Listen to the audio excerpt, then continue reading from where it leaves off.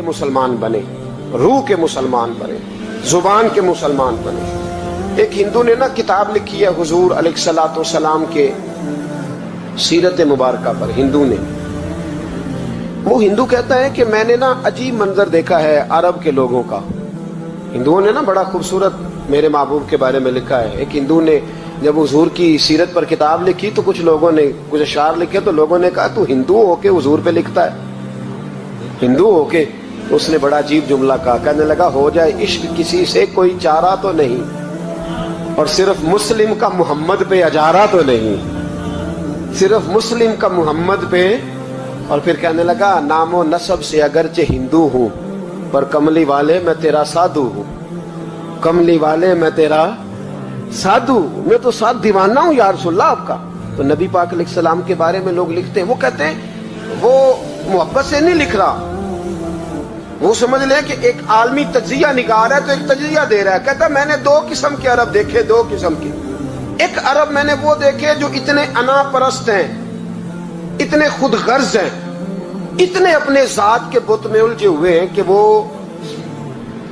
ایک حوض پہ اپنے گھوڑوں کو پانی پلانے گئے, 10 15 20 گھوڑوں کو پانی پلانے گئے ہیں تو جھگڑا ہو گیا, پہلے میں نے پلانا ہے, میں بڑا چودھری ہوں. اس نے کہا نہیں میں تجھ سے بڑا ہوں, پہلے میں نے پلانا ہے. اس پہ جھگڑا ہوا. وہ غیر جانبدار تجزیہ نگار کہتا ہے اس پہ جھگڑا ہوا, لڑائی ہوئی, قتل ہوئے, اتنے قتل ہوئے کہ یہ قتل نسلوں تک چلے, نسلوں تک یہ قتل آگے بڑھے. وہ کہتا ہے ایک میں نے وہ عرب دیکھے. اور پھر کچھ عرصے کے بعد مکے اور مدینے میں اللہ نے اپنے نبی کو بھیجا, مصطفیٰ کریم علیہ السلام آئے. کہتا پھر انہی عربوں کا میں نے ایک اور رنگ بھی دیکھا, انہی عربوں کا میں نے ایک اور رنگ. وہ جو گھوڑے کو پانی پلانے پر لڑ رہے تھے, آج میں نے دیکھا کہ ایک جنگ کے موقع پر 3 صحابہ یا 7 صحابہ زخمی پڑے, زخموں سے چور ہیں. ایک آدمی پانی کا پیالہ لے کے آیا, ایک کو کہا پانی پی لو, زخمی ہو, شدید زخمی ہو, نزا کا عالم ہے, تھوڑی دیر میں ہو سکتا ہے شہادت نصیب ہو, پی لو. کل جو گھوڑے کو کہتا تھا پہلے میں نے پلانا ہے, میں نے پلانا ہے, آج وہی قوم میں نے عجیب رنگ دیکھا, کہا پانی پی لو. تو کہنے لگا یار میں تھوڑا زخمی ہوں, یہ جو میرے ساتھ لیٹا ہے یہ زیادہ زخمی ہے, پہلے اس کو پلا دے, میرے بھائی کا بھلا ہو جائے. کہتا پانی لے کے اس کے پاس پہنچے, اس کو کہا تو پی لے. تو وہ کہنے لگا نہیں میں زخمی ضرور ہوں پر جوان ہوں, یہ میرے ساتھ جو صحابی لیٹے ہیں یہ زخمی بھی ہیں بوڑھے بھی ہیں, ان کو پہلے پلا. میں بات کرتے میں تیسرے کے پاس گیا تو اس نے کہا نہیں یار چوتھے کو پلا, وہ زخمی بھی ہے بیمار بھی ہے, اسے زیادہ ضرورت ہے. کہتے چوتھے کے پاس گیا تو وہ تڑپ اٹھا, کہنے لگا 5ویں کو پلا, اس لیے کہ اسے زخم مجھ سے پہلے لگا ہے, اس کا جہاد بھی مجھ سے سخت ہے. کہتے اس کے پاس گیا تو کہنے لگا یار 6 کے پاس چلا جا, اس لیے کہ اس کا وقت مجھے زیادہ قریب لگ رہا ہے. کہتے میں 6 کے پاس گیا تو وہ بول اٹھا, کہنے لگا وہ 5 جس رسول کا کلمہ پڑھتے تھے میں بھی اسی محمد کا ماننے والا ہوں, تو مجھے نہ پلا 7ویں کو پلا. کہتے اس کے قریب گیا اور میں نے وہ منظر دیکھا کہ وہ کہنے لگا نہیں اگر وہ 6 قربانی دے سکتے ہیں تو میں نے بھی نبی پاک سے تربیت لی ہے, تو پہلے کے پاس جا. کہتے میں اس کے پاس جا کے کھڑا ہوا تو روح پرواز کر گئی. میں دوسرے کے پاس گیا تو کلمہ پڑھ کے شہادت کا جام پی گیا.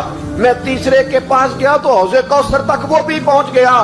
کہتے ہیں 7 کے 7 وصال کر گئے, پانی میرے ہاتھ میں تھا اور میں اس صحرا میں کھڑے ہو کے سوچ رہا تھا یہ وہ لوگ ہیں جنہوں نے دل کا کلمہ بھی پڑھا ہے, روح کا کلمہ بھی پڑھا ہے. یہ ان کا صرف وجود نہیں جھکتا رب رسول کی بارگاہ میں, جب یہ جھکتے ہیں تو ان کے دل بھی جھکے ہوئے ہوتے ہیں, ان کی روحیں بھی جھکی ہوئی ہوتی. حالات بدل گئے میرے بھائی. ایک زمانہ وہ تھا جب حضرت عمر فاروق کی لونڈی نے کلمہ پڑھا, ہاں حضرت عمر لونڈی نے کلمہ پڑھا تو حضرت عمر نے اسے الٹا لٹکا لیا, درے مارتے. بی بی کہتی ہے عمر مجھے اتنا مارتے کہ مارتے مارتے تھک جاتے, پھر پانی منگاتے, پانی پی کے پھر مارتے. یہ وہی عمر ہے جو کہتے جو کلمہ پڑھے گا گردن کاٹ دوں گا. یہ وہی عمر ہے جو کوئی غریب مسکین قریب نہیں پھٹک سکتا تھا, لونڈی کو دروں سے مارتے. وہی عمر کلمہ پڑھ گئے. پر پہلے تو ایک قبیلے کے سردار تھے نا بھائی, پہلے ایک قبیلے کے سردار تھے, تو الٹا لٹکا کے مار. چاہیے تھا نا جب امیرُ المومنین بنتے زیادہ سخت ہو جاتے اور ان کے اندر سختی آتی, اور امیرُ المومنین بن گئے. 24 لاکھ مربع میل پر حکومت, 24 لاکھ مربع میل کا حکمران, چہرے پہ نقاب پہنا. کنز الاموال میں روایت موجود, وہی عمر جو کل غریب عورت کو دروں سے مارتے ہیں, وہی عمر. انقلاب آ گیا, سوچ بدل گئی, نگاہ اور دل مسلمان ہو گئے. عمر گزر رہے ہیں, ایک گھر سے بچوں کے رونے کی آواز آئی. چہرے پہ نقاب پہنے عمر رک گئے. افلا غلام ساتھ تھا. کہنے لگے پتہ کر کوئی مسئلہ ہے. دروازے پہ دستک دی. بی بی تیرے بچے کیوں روتے ہیں؟ کہنے دوڑ جاؤ. کون ہوتے ہو؟ تمہیں کیوں بتاؤں؟ غریب ہر ایک کو نئی داستان بتائیں. ابھی ایک جماعت آ گئی, مجھے بتاؤ میں حل کروں گا. پھر دوسرا آ گیا زخم ٹٹولنے, مجھے بتاؤ میں کس کس کے سامنے زخم کھولیں, کس کس کو بتائیں. بی بی کہنے لگی جا دوڑ جا. درجنوں آتے ہیں روز پوچھتے ہیں, پوچھ کے تو بھی جا. آدھی رات کو تو کون ہے؟ حضرت عمر منت کرنے لگے, کہنے لگے بی بی تیری مہربانی بتا تیرے بچے کیوں روتے ہیں. تو عورت تڑپ کے بولی, کہنے لگی تو نہیں جاتا تو سن پھر. میرے بچوں کی غلطی یہ ہے کہ یہ غریب بھی ہیں اور یتیم بھی ہیں. ان کی غلطی ہے کہ ان کا باپ چلا گیا ہے. ان کی غلطی یہ ہے انہوں نے غریب گھروں میں پرورش پائی ہے. ان کی غلطی یہ ہے کہ ان کا دادا رئیس نہیں تھا. ان کی کوتاہی یہ ہے کہ ان کا نانا جاگیردار نہیں تھا. ان کی غلطی یہ ہے کہ ان کی ماں جہیز میں کچھ لے کے نہیں آئی. اور کیا پوچھنا ہے؟ حضرت عمر کہنے لگے بہن ماجرا کیا ہے؟ کہنے لگی باپ انتقال کر گیا. عمر جب سے حکمران بنا ہے اس گاؤں میں کبھی اس نے پھیرا ہی نہیں ڈالا, وہ آیا ہی نہیں. میری غریبنی کے بچے ساری ساری رات بھوک سے روتے, وہ کبھی آیا ہی نہیں. یہ غلطی ہے. پہلے تو میں کچھ نہ کچھ ان کو خشک روٹی کھلا دیتی تھی, آج تو گھر میں کوئی شے نہیں. شام سے لے کر پانی اور روڑے ہنڈیا میں ڈالے ہیں, پکاتی جاتی ہوں. کہا تھا چلو سو جائیں گے, اور بھوک بڑی ظالم ہے, نیند بھی نہیں آنے دے. سب روگاں دا روگ محمد, جس دا نام غریبی کنڈ ولا کے لنگ جاندے نی دوست یار قریبی. کب بھوک بڑی ظالم ہے, پیٹ بھوکا ہو تو یہ بھی نہیں آتی. سوچتی تھی سوچ اب تہجد کا وقت ہے پر سوتے نہیں. اب بتاؤ میں کیا کروں. عمر تو 24 لاکھ مربع میل کا حکمران ہے, اس کچی بستی میں کیسے پھیرا ڈالے گا. حضرت عمر دوڑے گئے. 60 سال عمر, کندھے پہ اناج کا تھیلا رکھا, کندھے پہ. غلام کہتے حضور مجھے دے دے. فرمایا بتا قیامت میں بھی میرا بوجھ اٹھائے گا. پھر حضرت عمر لائے. پھر عمر نے اس بی بی کے گھر میں چراغ روشن کیا. پھر بوڑھے عمر کہتے میری بیٹیاں تھیں, میری بیویاں تھیں, میں نے کھانا کبھی نہیں پکایا تھا. میں نے اس بی بی سے کہا بہن تو بیٹھ جا. بیٹھ گئی. عمر کہتے میں نے آگ جلائی. آپ کے غلام کہتے ہیں جب عمر آگ میں پھونکے مارتے تھے تو ان کی داڑھی سے دھواں نکلتا تھا. عمر نے آگ جلائی. پھر فاروق کہتے ہیں میں نے کبھی روٹی نہیں پکائی تھی پر آج میں نے آٹا بھی گوندا.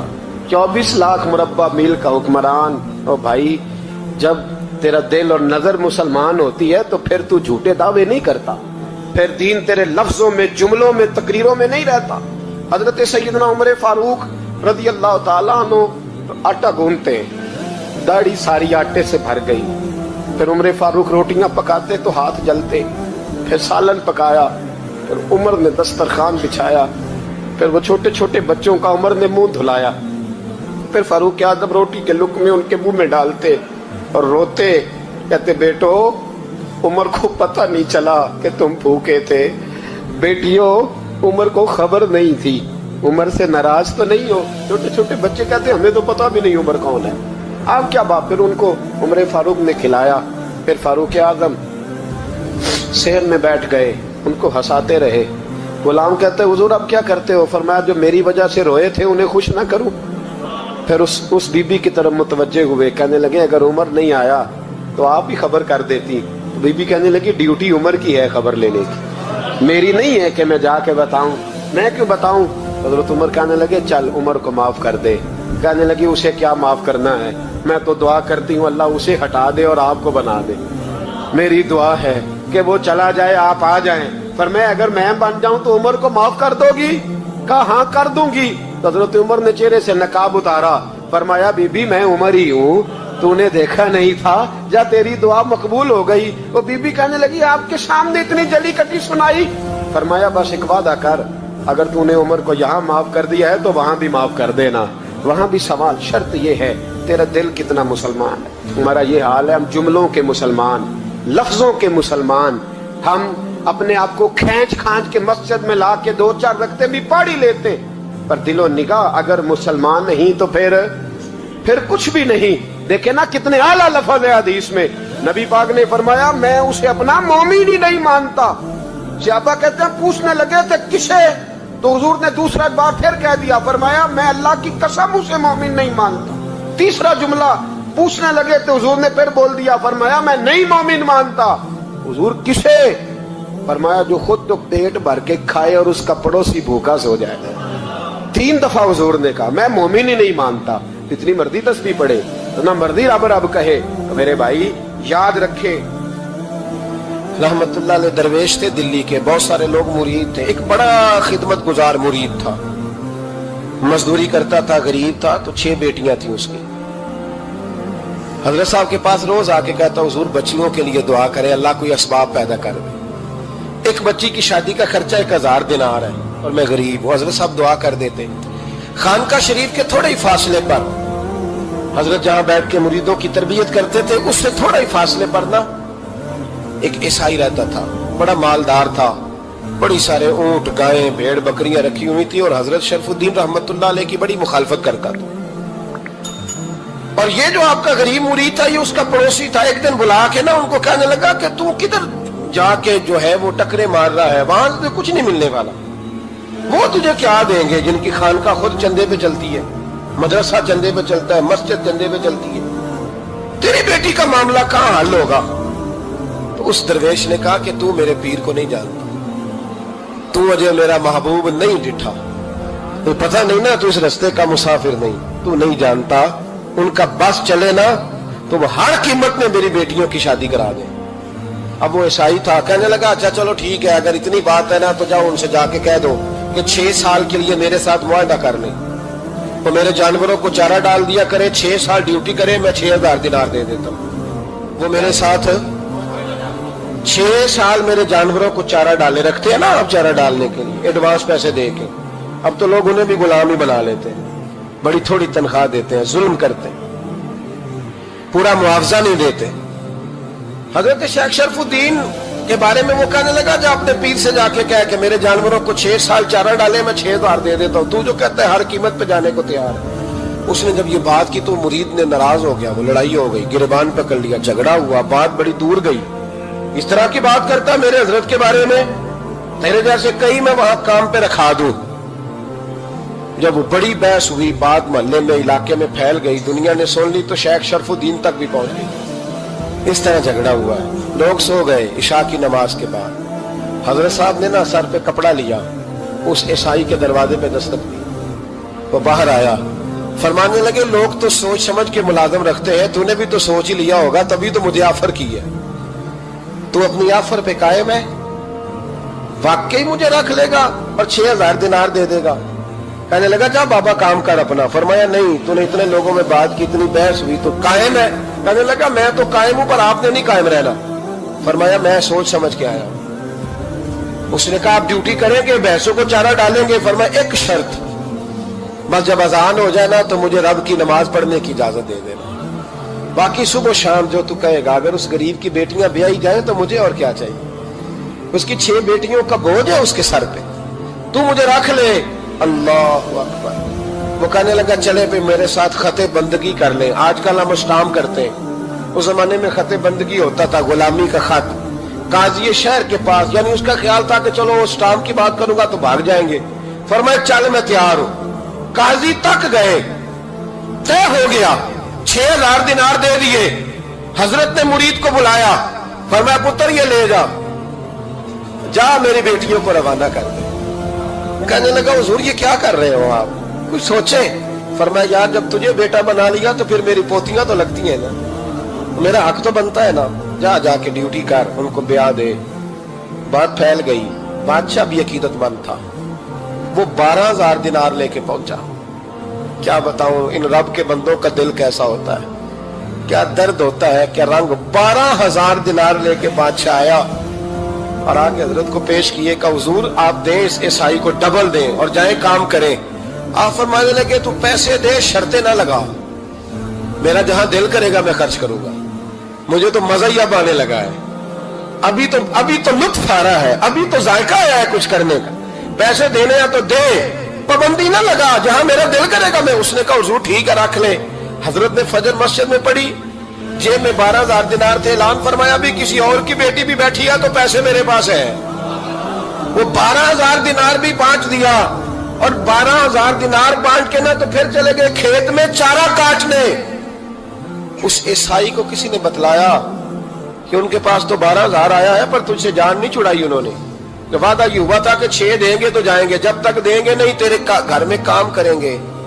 وہ نہ چارہ کاٹ رہے تھے، حضرت صاحب تو وہاں پہنچ گیا، دور جا کے کھڑا ہو گیا، کہنے لگا بابا پہلے تو میں نے مسلمانوں کے اخلاق سنے تھے، اب تو میں نے دیکھ بھی لیے، پر یہ بتا جب 12,000 آیا تھا جان کیوں نہیں چھڑائی؟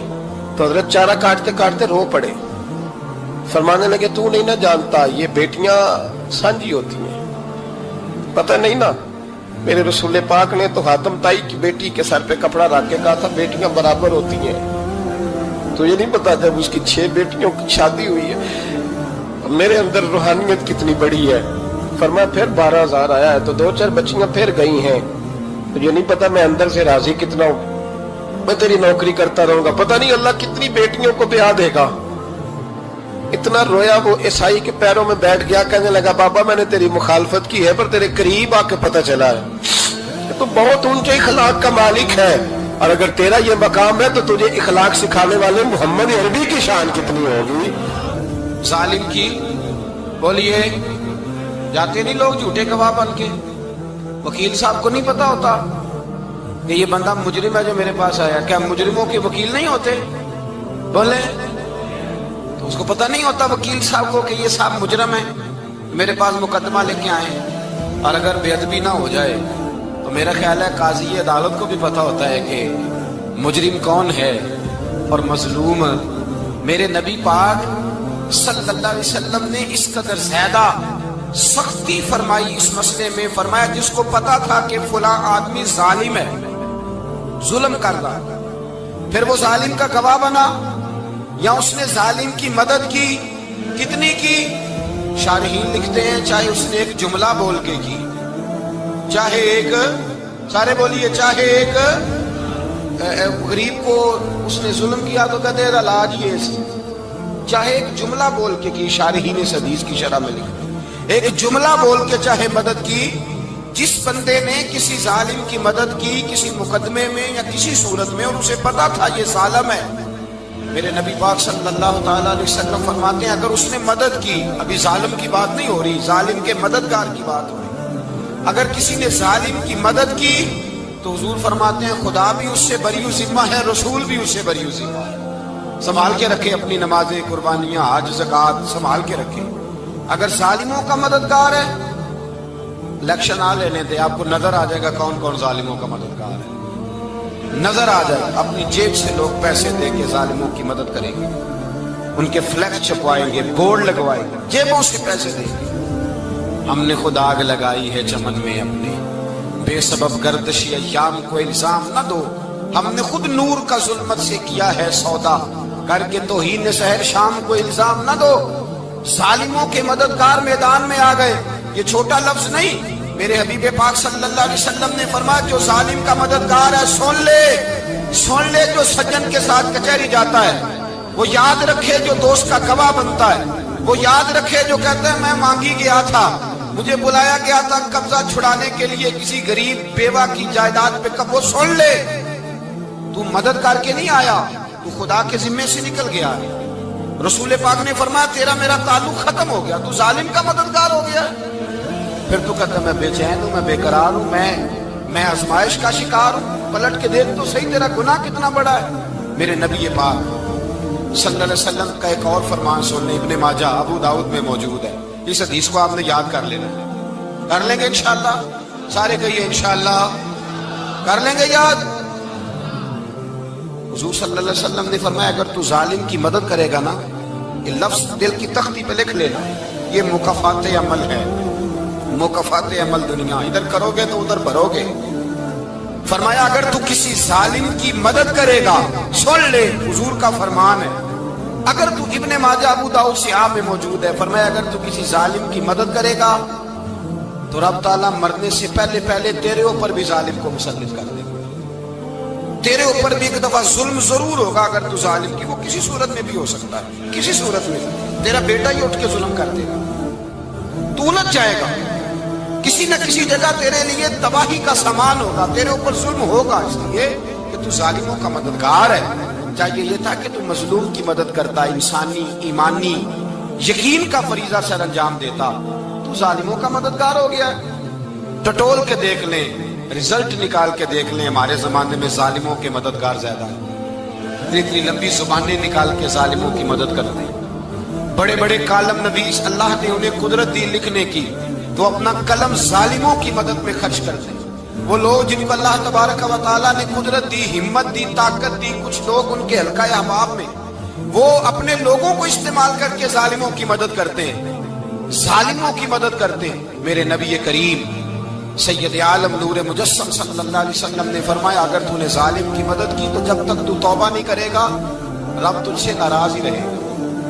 اللہ تجھ سے، او بھائی جس سے رب بھی ناراض ہو گیا، نہ کھانا نہ پینا نہ سونا نہ جاگنا نہ نیند، پھر تیری ہر چیز تیرے لیے آزمائش ہو جائے گی، پھر تیرا سایہ بھی تیرے لیے خوف کا سامان بنے گا، پھر زندگی جیتی جاگتی لاش بن جائے گی، تو اپنے کندھوں پر اپنی میت اٹھائے پھرے گا جب تو ظالم کا مددگار ہوگا۔ اور نبی پاک صلی اللہ علیہ وسلم نے فرمایا ظالموں کا مددگار بھی ظالم ہوتا ہے، ظالموں کا مددگار بھی، سارے بولے ظالموں کا مددگار بھی نہیں، کو نہیں، آپ سارے نہیں بولے، ایک دفعہ بولے ظالموں کا مددگار بھی، پکی بات ہے، ظالموں کا مددگار بھی۔ اللہ، جس کا یارانہ ہو، جس کا دوستانہ ہو، جو کہے میں نے نا اس کو اوکھے ویلے کے لیے ظالم کو یاد رکھا ہوا ہے، کبھی مشکل پر رکھے نہیں ہوئے لوگوں نے ظالم دوست، کہتے میں نے رکھے ہوئے ہیں، بلکہ ہمارے دیہات میں تو کہتے ہیں میں نے بازو بنائے ہوئے۔ کس کو بازو بنا لیا؟ ظالم بھی کبھی بازو ہوتا ہے، جو ظلم کی تلوار لیے میدان میں کھڑا ہے۔ قارون، حامان، فرعون، نمرود کا حال نہیں لوگوں نے دیکھا؟ اپنے زمانے میں آپ نے کتنے لوگ نہیں دیکھے جن کے سائے سے، آواز سے لوگ کانپتے تھے؟ پھر پولیس کی گاڑیوں میں وہ اس طرح مردہ پڑے کہ دنیا نے تماشا دیکھا ان کا، یہ رنگ ہم نے دیکھے نہیں اپنے آنکھوں سے۔ فرمایا ظالم کا مددگار بھی، جو کار میں بٹھا کے لے کے گیا وہ بھی ظالم، جس نے چائے پلائی وہ بھی، جس شخص نے کھانا کھلایا وہ بھی، جو کچہری تک ساتھ گیا وہ بھی، جس نے فلیکس کے نیچے، بڑے شرابی کے نیچے چھوٹی اپنی فوٹو لگائی وہ بھی، جو ووٹ کی پرچی ڈالنے گیا وہ بھی۔ کہہ دینا باہر نکل کے کہ حضرت صاحب نے سیاسی تقریر کی ہے، کہہ دینا، پر بات تو سچی ہے نا۔ خو کرے ہم تو سے تھوڑا سا گلا بھی سن لے، خو کرے ہم تو سے تھوڑا سا بھی گلا۔ امام مالک کے پاس ایک بندہ آیا، اس نے کہا حضور میں درزی ہوں، ایک ظالم بادشاہ مجھ سے کپڑے سلواتا ہے، میں تو ظالموں کا مددگار نہیں نا۔ ایک ظالم بادشاہ مجھ سے، حضور میں تو مددگار نہیں نا ظالموں کا، جو فرمایا ظالموں کا مددگار بھی ظالم ہوتا ہے، تو کپڑے لے کے آتا ہے میں سی کے دے دیتا ہوں، ذمہ داری نہیں سمجھے۔ یہ ایک آدمی دکاندار ہے، اس سے کوئی بندہ چیز خریدنے آئے گا تو تھوڑی کہے گا میں نے نہیں دینی، تو دے گا۔ کوئی بندہ اگر کسی شخص سے کوئی کام کہتا ہے جو اس کی فیلڈ ہے، اس کا شعبہ ہے، اس کا معاش کا وہ سلسلہ ہے، کہتے ہیں یا رسول اللہ صلی اللہ علیہ وسلم ظالموں کا مددگار بھی ظالم، حضور نے فرما دیا۔ تو امام مالک سے بندے نے مسئلہ پوچھا، دل کی تختی پہ لکھنے والی باتیں ہیں، کہا حضور میں درزی ہوں، ظالم کپڑے سلواتے ہیں، میں تو مددگار نہیں نا۔ امام صاحب کہنے لگے نہیں، مددگار تو وہ ہوگا جو تجھے سوئی دھاگا فراہم کرے گا، تو پورے کپڑے سی کے دیتا ہے، تو خود بہت بڑا ظالم ہے، تو پورے سوٹ سی کے دیتا ہے، تو بہت بڑا ظالم خود ہے۔ مددگار تو وہ ہوگا جو تجھے دھاگا دے گا، جو تجھے بٹن دے گا، جو تجھے نلکی دے گا، جو ظالم سے اتنی نفرت ظلم کر کے بندہ ہے۔ یہاں تو ہمارے زمانے میں ہیرو بن جاتے ہیں لوگ، ظالم ہیرو ہے، لوگ اس سے ڈرتے پھرتے ہیں، گھومتے پھرتے ہیں، اور بہت سارے کم مزاج لوگ اس کے پیچھے ہاتھ باندھ کے پھرتے ہیں۔ ظالموں کی مدد کرنا، ظالموں کے ساتھ رہنا، یہ ظلم ہے، ظلم، یہ زیادتی ہے۔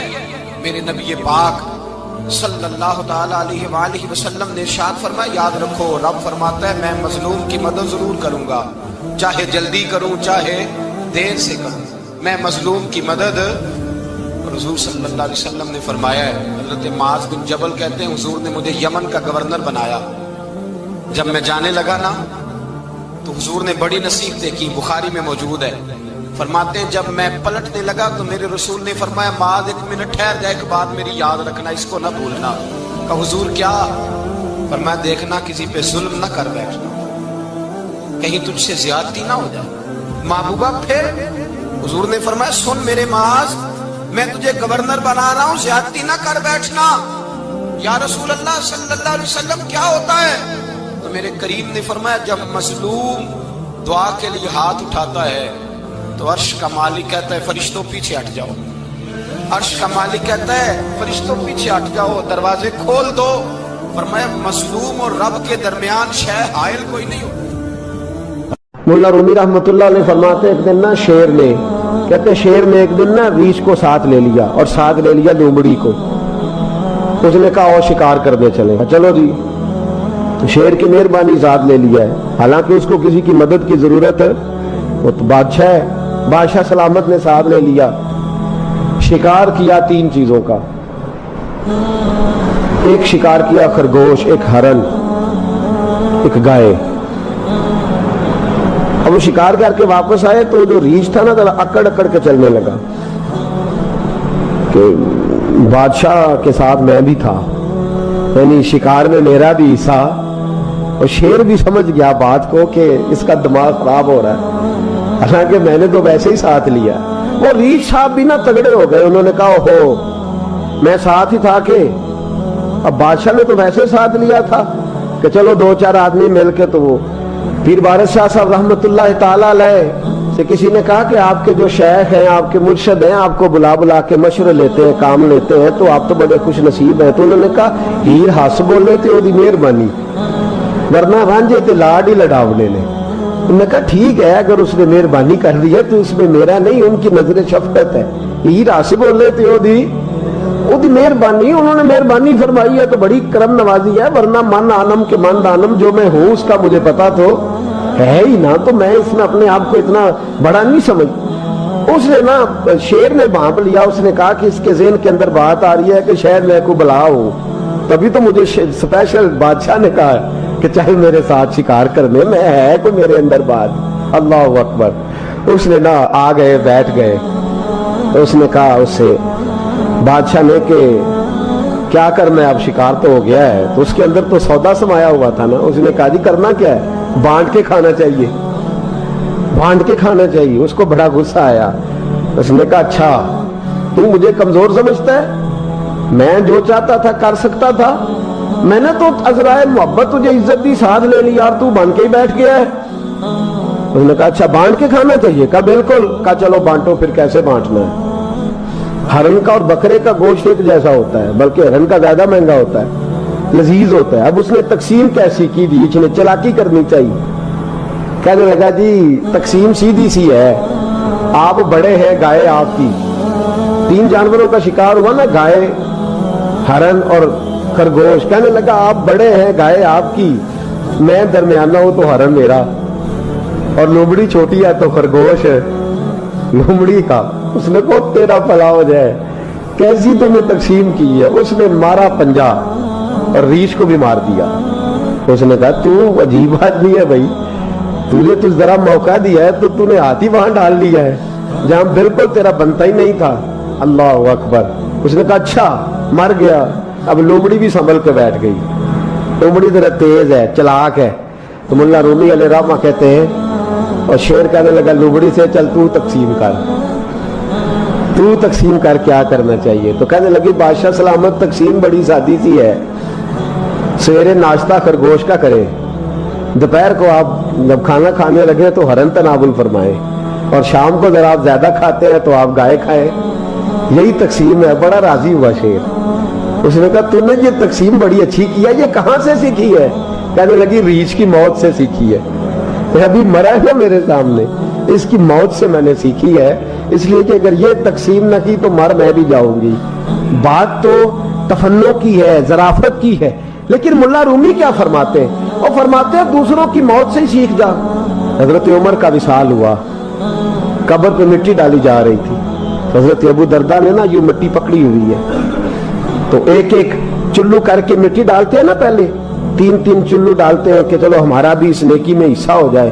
तो मिट्टी डालने के लिए ना मिट्टी पकड़ी हुई थी, तवज्जो है आपकी मेरी बात पर। उस मिट्टी को लेकर के जा रहे थे हजरत अबू दरदा, मिट्टी लेके जाते हजरत सैयदना अबू दरदा हजरत उमर की कब्र पर डालने के लिए, यूं पकड़ी हाथ में, मिट्टी डालने का इरादा करते तो वापस आ जाते, फिर जाते तो वापस आ जाते, फिर जाते। लोगों ने कहा अबू दरदा डालते क्यों नहीं? तो आंखों में आंसू आ गए, रो पड़े, कहने लगे इज्जत के इस कोहे गिरां पे मिट्टी डाल दूं, वकार के इस बादशाह पे मिट्टी डाल दूं? फरमाने लगे शहनशाह किरदार पर इस पर मिट्टी डाल दूं? और फिर वो मिट्टी पकड़ी और अपने सर पे डाल ली। फरमाने लगे उमर तू मिट्टी के काबिल नहीं, मिट्टी के काबिल तो मैं हूं, मैं था जिस पर मिट्टी पड़नी चाहिए थी। और आप फरमाने लगे लोगों सुन लो, अगर उमर जैसे तकवे के बादशाह भी रब ने इस जमीन से उठा लिए तो हम भी बचेंगे नहीं, हमने भी अल्लाह की बारगाह में जाना है। अगर इतने इतने पाकबाज लोग अगर नेकी ही दुनिया में रहने का सबब होती तो ये पाक लोग हमेशा दुनिया में रहते। फरमाया अगर ये चले गए तो चले, हमने भी जाना है। हजरत खजर अलैहिस्सलाम आए, कहने लगे हुजूर, शेख अब्दुल कादिर जिलानी से कहने लगे आप दुआ न करें, मैं पैगाम लेके आया हूँ, इसके नसीब में ही औलाद नहीं, न करें दुआ। ने कर दी पर यहाँ तो है ही नहीं। तो ये लाडले हैं ना रब रसूल के, अल्लाह रसूल को मना लेते हैं। तो गौसे पाक कहने लगे अच्छा नहीं इसके नसीब में दुआ, चलो ठीक है, औलाद कोई नहीं, कोई नहीं। फिर हाथ उठाए, कहे अल्लाह तुझे पता था ना कि ये मेरी तरफ आ रही है, और अल्लाह तुझे इल्म था ना मेरे दरवाजे तक आ गई है, और मालिक तुझे पता था ना दुआ का कहेगी और मैं दुआ करूंगा, तू जानता था ना। अच्छा अच्छा मैं समझ गया। अब ये लोगों से जाके कहेगी मैं अब्दुल कादिर तक भी हुआ यूं पर मेरा काम नहीं बना, मिला कुछ नहीं, ये कहे और 2 आंसू शेख अब्दुल कादिर जिलानी गौस पाक, अल्लाह अच्छा ठीक है, ये कहेगी ना मैं हुआ यूं, ठीक है कोई अर्ज नहीं। लफ्ज कहे हुजूर गौसे पाक ने तो जनाब खिजर वहीं खड़े खड़े कहने लगे अब्दुल कादिर तेरे भी कुर्बान जाऊं, और तेरे रब के तेरे साथ प्यार के भी कुर्बान जाऊं। रब फरमाता है बोलिए कितने बेटे चाहिए बीबी को, आप कीजिए बात। तो गौस पाक फरमाने लगे चूंकि मेरे घर आई है तो रब से फरमाए 7 बेटे तो अता कर देना। ओ भाई इतनी सी बात नहीं लोगों की समझ में आती कि मेरा कोई लाडला प्यार वाला हो तो मैं मान जाता हूं, तो जो रब रसूल के लाडले वो जब बात करते हैं तो अल्लाह रसूल भी मान जाते हैं। भाई इतनी सी बात है। एक शख्स ने आके कहा हुजूर मेरा वालिद इंतकाल कर गया, रात ख्वाब में देखा बड़े अजाब में। लोग बड़े परेशान होते हैं इन बातों में बड़े, लेकिन मैं बड़े दलाइल कायम कर सकता हूँ। हम हमें क्या मलांग समझते हैं कि हम जो बात करेंगे बगैर दलील के करेंगे? बैठ के लोग कहानियां सुना रहे हैं कि जनाब गौस पाक ऐसे कर सकते थे, ये कैसे हो सकता है। तो जो कहानी तुम सुना रही हो तो काफिर भी सुना रहा है। वो कहता है अगर तुम्हारा रब सारा कुछ कर सकता है माज़अल्लाह तो फिर उसे कहो फलाना काम करे, इसका क्या जवाब है तुम्हारे पास? बड़ी बड़ी अजीब लोग कहानियां करते हैं और शर्म नहीं आती अल्लाह वालों के बारे में, इतनी कच्ची और गलीज जुबान इस्तेमाल करते। और मुझे कहने वालों पर इतना शिकवा नहीं जितना सुनने वालों में शिकवा। ऐसे लोगों को सुनते हो जो तौहीन करते हैं रब करीम के बंदों की। सुनो हुजूर गौसे पाक से आके कहा हुजूर मैंने रात ख्वाब में अपने वालिद को देखा अजाब में, मैं बड़ी तकलीफ में हूं, मेरे अब्बा के लिए दुआ कर दें। तो गौसे आजम फरमाने लगे वो यहां कभी आया था, बैठा था। हदीस है सही बुखारी में सही मुस्लिम में कि जिक्र वालों की मजलिस में बैठने वाला बदबख्त नहीं रहता, अल्लाह उसे सईद बख्त कर दिया करता है। ये हदीस है बुखारी मुस्लिम में हदीस। अब तुम हदीस मानने से भी इनकार करोगे?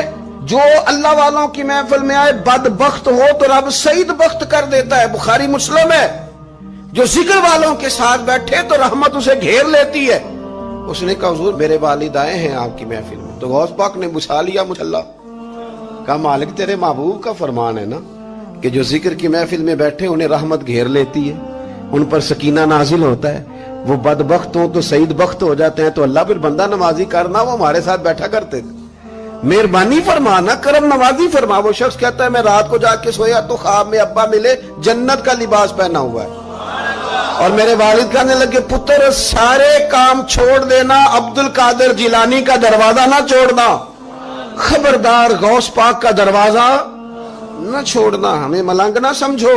آپ کیا سمجھتے ہیں کہ ہم ایسے کو ملنگ تلنگ لوگ ہیں جس کے مرضی پیچھے لگ جائیں گے؟ ہم تو بڑے سیانے لوگ ہیں، ہم تو بڑی جلدی کسی بندے کو تسلیم ہی نہیں کرتے۔ ہر بندہ اپنے ابا کا نام اپنے نام کے ساتھ لگاتا ہے، ہم نے زندگی قادری لکھ کے گزار دی ہے ساری۔ آپ کیا سمجھتے ہیں کچے پکے لوگ ہیں؟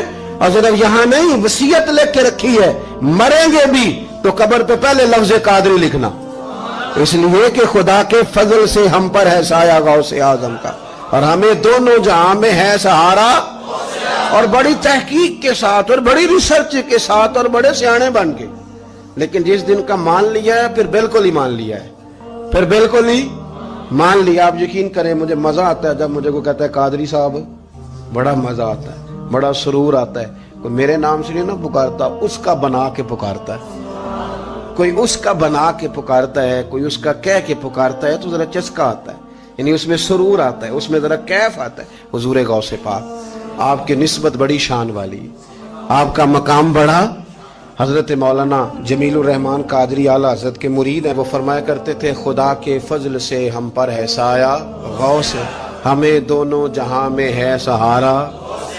اور قادری کہتے ہیں غوث پاک سے پیار کرنے والے کو، جو بھی پیار کرے وہی قادری ہے۔ تو خدا کے فضل سے ہم پر ہے سایہ، ہمیں دونوں جہاں میں ہے سہارا، خدا دے گا منادی حشر میں یہ قادریوں کو، کہاں ہے قادری کر لے نظارہ غوث اعظم، کہاں ہے قادری کر لے نظارہ۔